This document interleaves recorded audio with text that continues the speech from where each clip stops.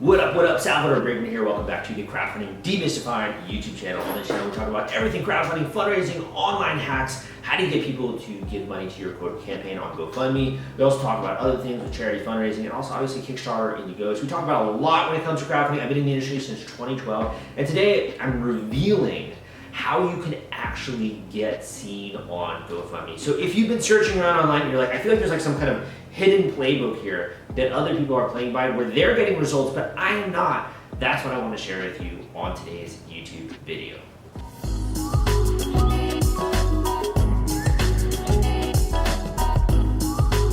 Oh my gosh, I know how frustrating it can be when no one else is viewing your content, when it feels like no one is paying attention to you, and literally you're just like, it seems like you're screaming at the top of your lungs, but no one is hearing you. It is one of the most frustrating things in the world. Am I right? And not only that, it's just disheartening. It's like, do people just not care? Is the fact that I'm just talking in the wrong ways and I'm not promoting it in the right places? Why the heck is my GoFundMe campaign, or why is that whatever it is I'm doing just not resonating? It seems like people aren't even seeing it. And that's kind of what I want to talk about in today's YouTube video. So there are actually tricks and hacks that you can use in order to make sure that you're not only seen online, but also by the wider GoFundMe audience itself. And that's what I want to talk about today. That's what I want to really get into in just a second with today's video and showing you step by step how to make the most of your time on GoFundMe. In addition, if you've never come across my content before, I love putting out free content just like this. I've also written a book called Crowdfunding Personal Expenses, which goes step by step through how to raise money when it comes to personal expenses, travel costs, education costs,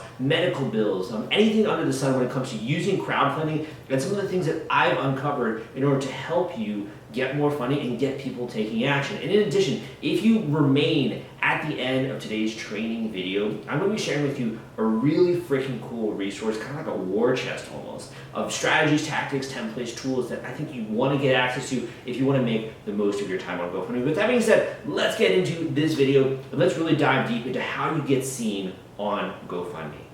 What up? Welcome back. And today we're going to talk about the GoFundMe algorithm and how to get seen a bit more on GoFundMe. So let's get right into it. First of all, you got to be going to GoFundMe.com in order to follow along with today's tutorial. In addition, I really recommend if you got a notepad or something like that, it will be really great to take a little bit of notes as we're going through this. Okay, so let's get started.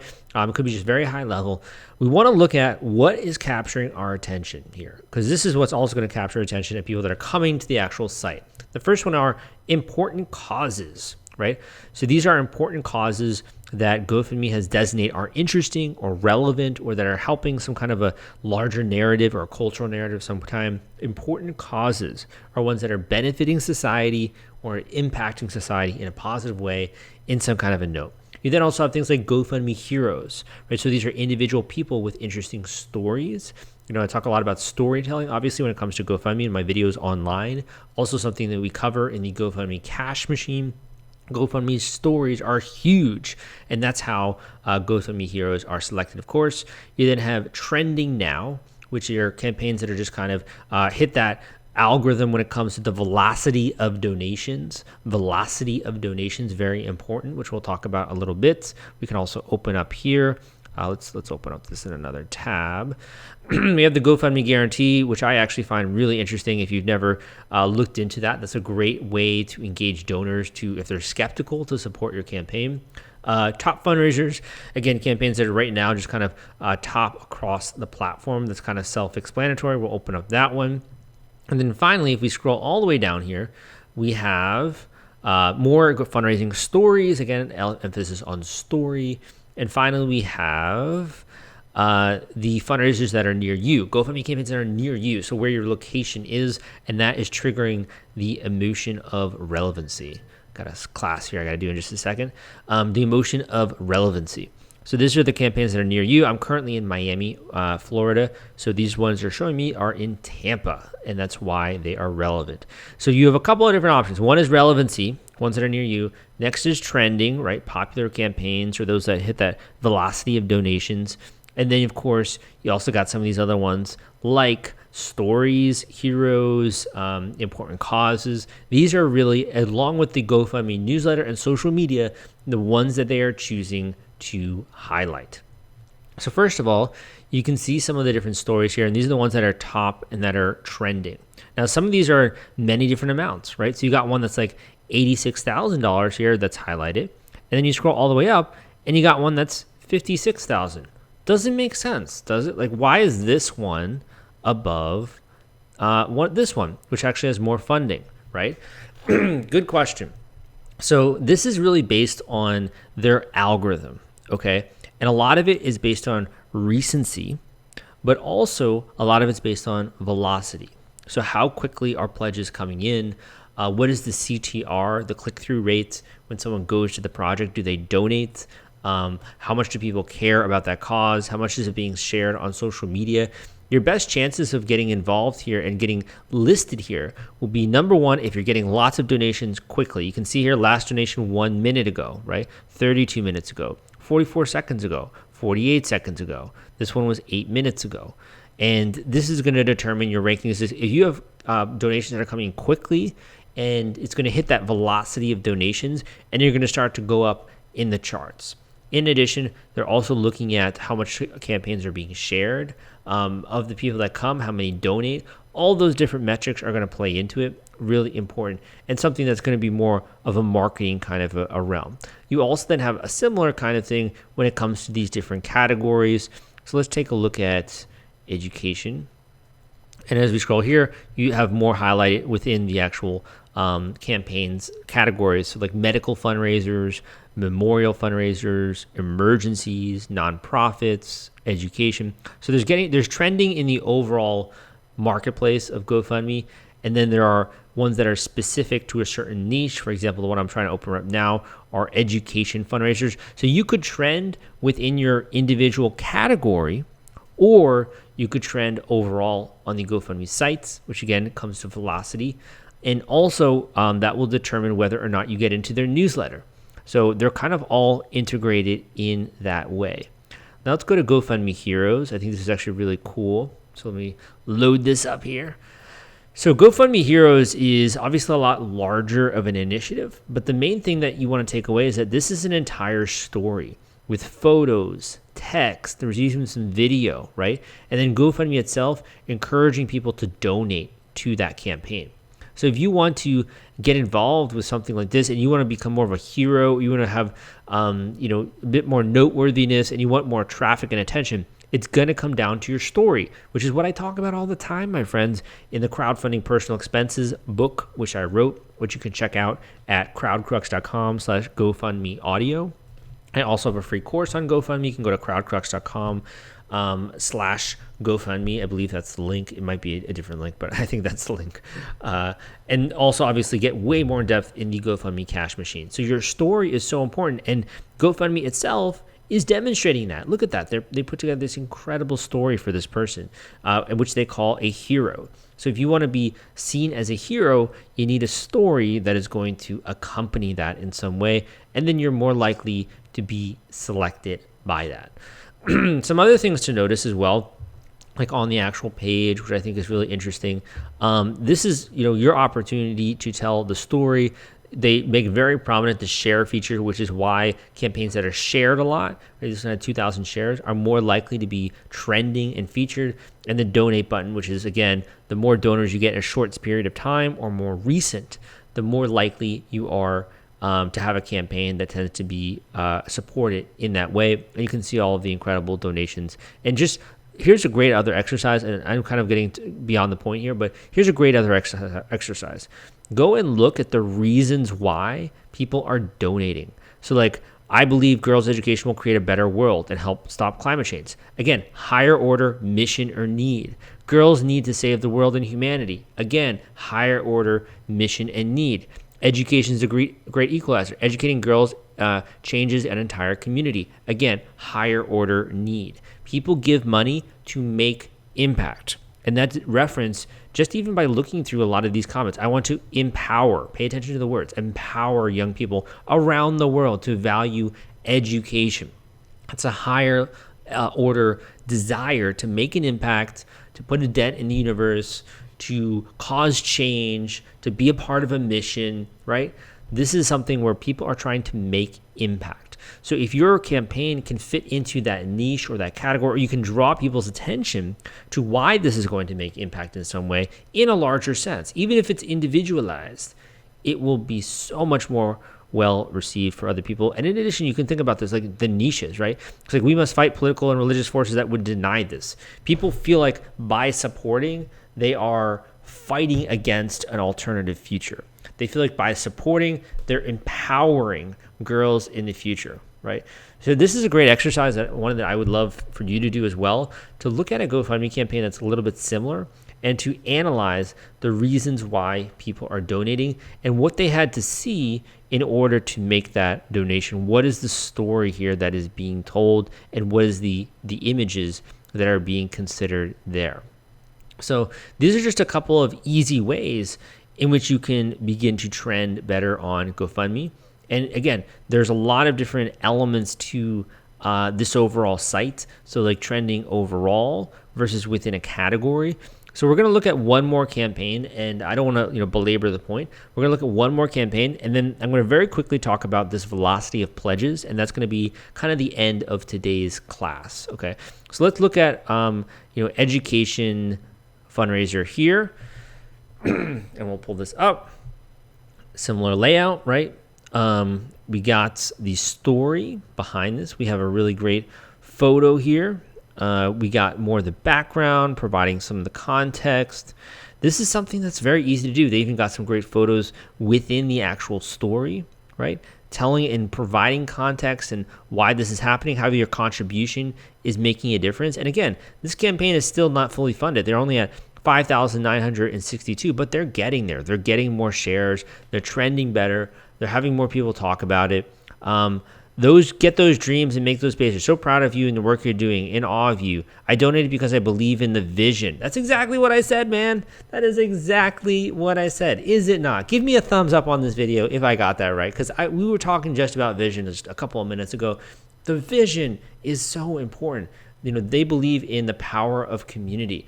People will support things based on their beliefs. They will support things based on the vision of the future, and they will support things to make an impact or to make a change. If you do not put your own campaign through that kind of a lens or that kind of a filter, it's going to be very difficult for you to get random strangers supporting your campaign, which I know if you're watching my channel, man, I know that's what you want to do, right? I know that's what you want to do.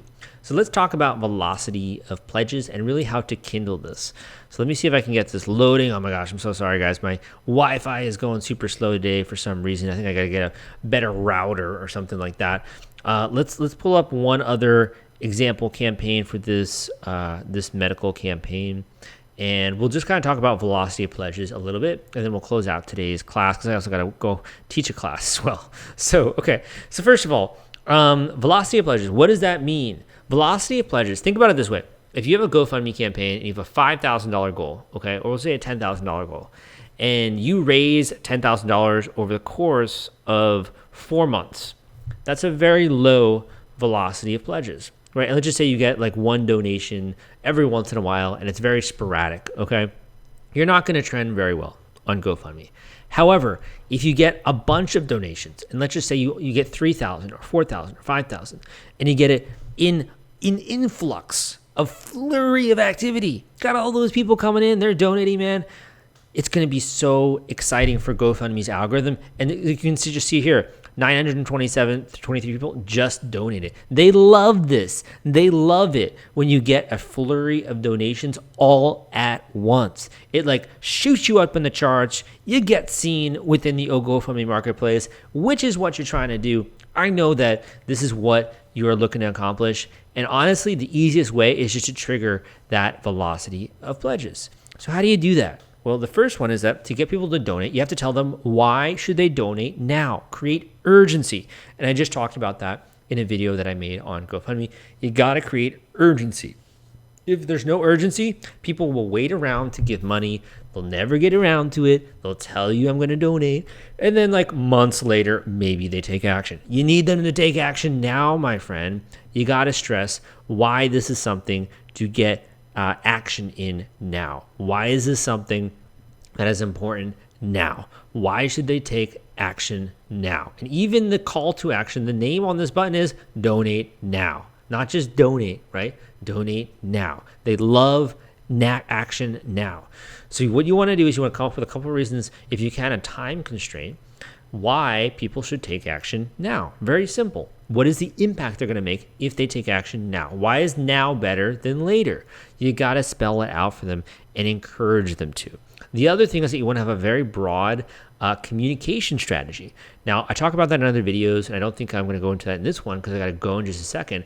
But if you really want like the goods, if you want all of my templates, all of the things that go into the written emails, all the different lectures that I have that are the GoFundMe secrets that I haven't talked about at all on YouTube, you got to check out the GoFundMe cash machine, my friend. This thing is golden. It's amazing. It's literally like a treasure trove of information and knowledge.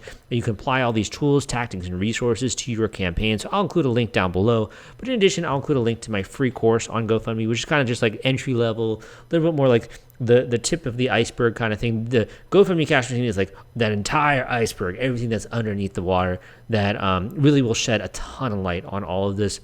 And the reason why is it's just taken me so long to get all this information together for you and to put together all this. It's really been like my entire career working on this kind of stuff. So that being said, we're just going to hammer home the point and then we're just going to finish off here. So first of all, this is great. Like, look at this. I don't know personally, but his creativity has been a part of my creative journey.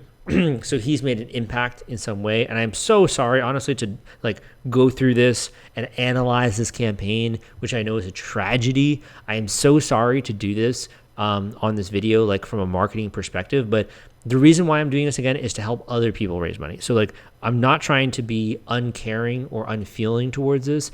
I just need to dissect this from more of like an analytical, surgical perspective, in the same way a surgeon has to go in there and has to analyze the problem to be able to fix it or to help other people perform surgery, right?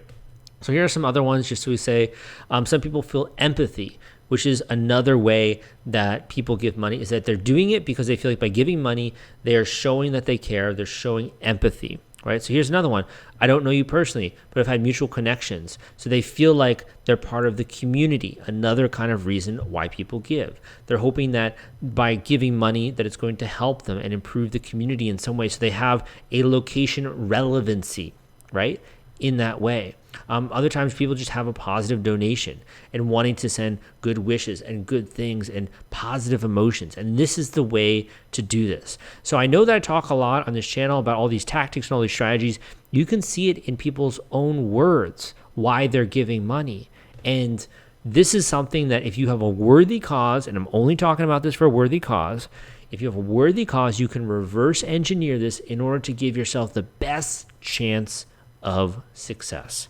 Want to take all the stress out of fulfilling your Kickstarter rewards? Fulfillrite is the turnkey solution that puts product delivery on autopilot. The Top Campaigns uses trusted high-tech provider to store, package, and ship their products. Focus on growing your business. Leave shipping to the experts. Don't wait. Get a custom quote from Fulfillrite today. Link in the description. Hey, thank you so much for listening to this YouTube video. I really hope that you took a lot away. In addition, go and check out the links down below if you want to learn more about some of the stuff that I talked about in today's video. I got my book, Crowdfunding Personal Expenses. I also got that free GoFundMe course, which I mentioned that you can check out down below, walking you step by step how to do one of these campaigns. If you're like, I just want to get the goods, I want to open up the war chest, I want to start using some of these tools, tactics, resources, strategies, templates, worksheets, etc. You can just plug and play for your campaign and you don't want to waste time. You can just go straight to the source and go and check out the GoFundMe cash machine, which I will check out as well, a link down below so that you can look into that more. But this is, to me, this is way more important than just doing one campaign. It's really about understanding how to get people to care, how to get people to take action. And this bleeds into so many other areas of your life. And it's one of those things where that when you finally see how this works, it just clicks. And here's the cool thing, it is not rocket science. Literally anyone out there, no matter what your education level, no matter what kind of age group that you're in, whether or not you know social media, whether you've even heard of like Facebook and like these new other platforms, right? TikTok, Instagram, Live, etc. Like if you've never done any of this, you can use the strategies, the tactics, and the things that I mentioned and just kind of use the scripts that I have available for you so that you can supercharge your campaigns. You can make sure you make the most of your time on GoFundMe. And when it comes to charity fundraising in general, if you're a nonprofit out there in the audience, by the way, if that's something that you also do, I also have some great books out there on nonprofit fundraising you can check out. Nonprofit Fundraising Hacks is actually one of my better books, I think. Ironically, Nonprofit Crowdfunding Explained is like way more popular, but I actually think Nonprofit Fundraising Hacks, the book I wrote on the psychology of how to get someone to make a donation and take action, is based in science, and like to me, it's literally a golden like resource for you if you are a nonprofit. With that being said, thank you so much for watching this video. I hope you enjoyed this video as well. Give me a thumbs up if you did. Come subscribe to this channel for more content just like this. My name is Salvador Briggman. Love talking about crowdfunding, and I'll see you next time.